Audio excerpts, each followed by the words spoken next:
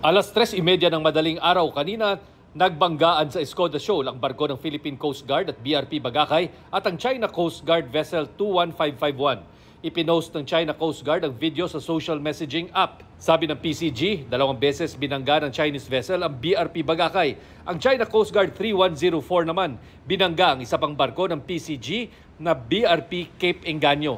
Nag-iwan ito ng malalim na yupi at butas sa dalawang barko. Makikita rin ang nasirang mga gamit sa loob ng barko. We can fairly say that this is the biggest damage, structural damage that we have incurred as a result of the dangerous maneuver carried out by the Chinese Coast Guard, which resulted to collision. Pero iba ang pinalalabas ng China Coast Guard.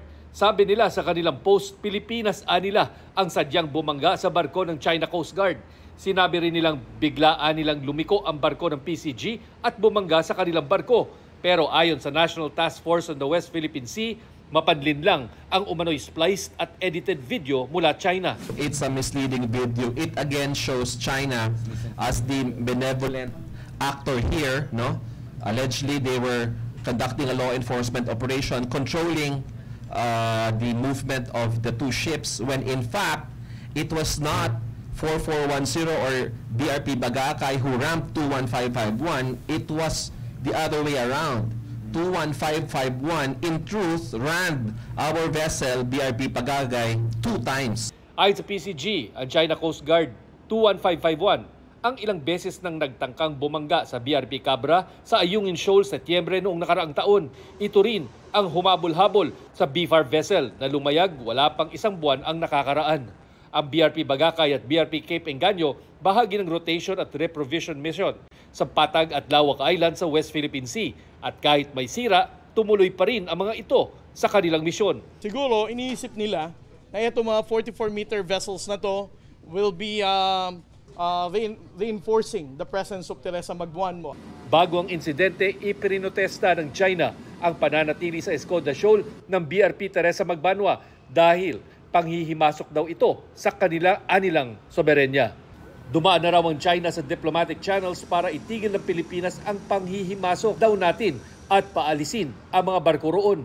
Pero muling giit ni PCG spokesperson for the West Philippine Sea, Commodore J. Tariela, nasa exclusive economic zone ng Pilipinas ang Escoda Shoal kaya may karapatan ang mga barko ng PCG na manatili roon gaano man katagal. At hindi raw kailangan ng permiso mula sa ibang bansa. Ayon kay retired Supreme Court Senior Associate Justice Antonio Carpio, ang pagkasira ng mga barko ng ating Coast Guard sapat na basihan para magreklamo sa ilalim ng United Nations Convention on the Laws of the Sea. The best thing, since Coast Guard is a civilian